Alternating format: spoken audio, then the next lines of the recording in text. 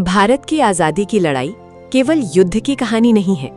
ये उन लोगों की कहानी है जिन्होंने अपने सपनों, अपने परिवार, अपने भविष्य, यहाँ तक कि अपनी जिंदगी तक को देश के नाम कर दिया। जब भी भारत के क्रांतिकारियों का नाम लिया जाता है तो कई महान नाम हमारे सामने आते हैं, लेकिन इतिहास के कुछ पन्नों में ऐसे योद्धा भी छिपे हैं जिनका बलिदान किसी से कम नहीं था। ऐसे ही एक वीर थे बैकुंठ शुक्ल। बिहार की पवित्र धरती पर जन्म लेने वाला ये युवा साधारण परिवार से था, लेकिन उसके सपने साधारण नहीं थे। उस समय भारत अंग्रेजों की गुलामी में जकड़ा हुआ था। हर तरफ अत्याचार था, किसानों पर जुल्म हो रहे थे, नौजवानों को दबाया जा रहा था, आम जनता के अधिकार छीन लिए गए थे। एक बच्चे के रूप में बैकुंठ ये सब देख रहे थे। उनकी आंखों के सामने लोगों को अपमान सहते हुए देखना उनके दिल में आग पैदा कर रहा था। जैसे जैसे उम्र बढ़ी वैसे वैसे देशभक्ति भी बढ़ती गई। उनके जीवन में सबसे बड़ा प्रभाव पड़ा उनके चाचा योगेंद्र शुक्ल का। योगेंद्र शुक्ल खुद अंग्रेजों के खिलाफ लड़ने वाले बड़े क्रांतिकारी थे। उनकी बातें, उनके विचार, उनके संघर्ष बैकुंठ के मन में गहराई से उतर गए। धीरे धीरे बैकुंठ ने समझ लिया कि आज़ादी केवल मांगने से नहीं मिलेगी, उसके लिए लड़ना पड़ेगा। यहीं से शुरू हुआ एक नौजवान का क्रांतिकारी सफर। वो दौर ऐसा था जब पूरे देश में आज़ादी की लहर उठ रही थी। एक तरफ महात्मा गांधी अहिंसा का रास्ता दिखा रहे थे, तो दूसरी तरफ कुछ युवा क्रांतिकारी हथियार उठाकर अंग्रेजी सत्ता को चुनौती दे रहे थे। बैकुंठ शुक्ल ने क्रांति का रास्ता चुना। वो हिंदुस्तान सोशलिस्ट रिपब्लिकन एसोसिएशन से जुड़े। ये वही संगठन था जिसने अंग्रेजी साम्राज्य की नींद उड़ा दी थी। इस संगठन में शामिल होना मौत को गले लगाने जैसा था, लेकिन बैकुंठ को मौत का डर नहीं था। उनके लिए सबसे बड़ी चीज थी भारत की आज़ादी। इसी बीच एक घटना ने पूरे देश को हिला दिया। भगत सिंह, सुखदेव, राजगुरु, इन तीनों महान क्रांतिकारियों को अंग्रेज सरकार ने फांसी की सजा सुना दी। पूरा देश गुस्से में था, हर आंख नम थी, हर दिल में दर्द था।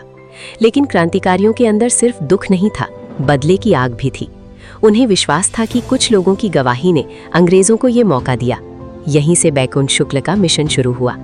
उन्होंने फैसला किया कि देशद्रोह और गद्दारी को जवाब दिया जाएगा। ये मिशन आसान नहीं था, हर कदम पर खतरा था, हर मोड़ पर गिरफ्तारी का डर था। लेकिन बैकुंठ पीछे हटने वालों में से नहीं थे। उन्होंने पूरी योजना बनाई, कई दिनों तक निगरानी की गई, हर गतिविधि को समझा गया, और फिर वो दिन आया जब इतिहास बदलने वाला था। बैकुंठ ने अपने मिशन को अंजाम दिया। इस घटना के बाद अंग्रेज सरकार बौखला उठी।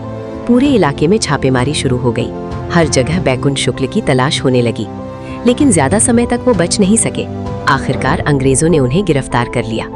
गिरफ्तारी के बाद उन पर दबाव बनाया गया, पूछताछ हुई, धमकियां दी गईं, लेकिन बैकुंठ नहीं टूटे। उनकी आंखों में डर नहीं था। अंग्रेज अफसर हैरान थे कि इतना युवा लड़का इतनी हिम्मत कहाँ से लाता है। फिर मुकदमा शुरू हुआ। कोर्ट रूम लोगों से भरा था। हर कोई उस नौजवान को देख रहा था जिसने अंग्रेजी सत्ता को खुली चुनौती दी थी। अंग्रेजी अदालत ने फैसला सुनाया, फांसी। ये सुनकर भी बैकुंठ के चेहरे पर डर नहीं आया, उनके चेहरे पर मुस्कान थी। उन्हें पता था कि उनका अंत एक नई शुरुआत बनेगा। जेल की सलाहों के पीछे भी उनका हौसला नहीं टूटा। कहा जाता है कि उन्होंने आखिरी समय तक देशभक्ति की बात की। फिर वो सुबह आई, 14 मई 1934। जेल की दीवारें शांत थीं, हवा भी जैसे थम गई थी। एक नौजवान अपने अंतिम कदम बढ़ा रहा था, लेकिन उसके चेहरे पर डर नहीं, गर्व था। वो फांसी के तख्ते तक पहुंचे और हंसते हुए अपने प्राण भारत माता को समर्पित कर दिए। उस दिन एक शरीर खत्म हुआ, लेकिन एक कहानी अमर हो गई। आज शायद इतिहास की किताबों में उनका नाम कम लिखा गया हो, लेकिन बिहार की मिट्टी और भारत का इतिहास उनके बलिदान को कभी नहीं भूल सकता। बैकुंठ शुक्ल केवल एक नाम नहीं, वो साहस है, वो क्रांति है, वो बलिदान है। और जब जब भारत की आज़ादी की बात होगी, बैकुंठ शुक्ल का नाम सम्मान के साथ लिया जाएगा।